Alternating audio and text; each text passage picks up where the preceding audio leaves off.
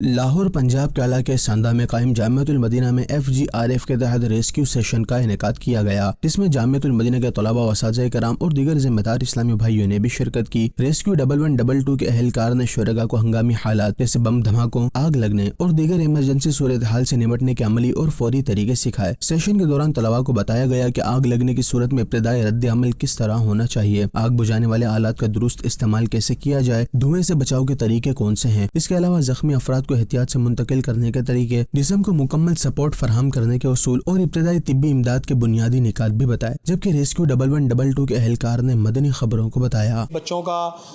نظم و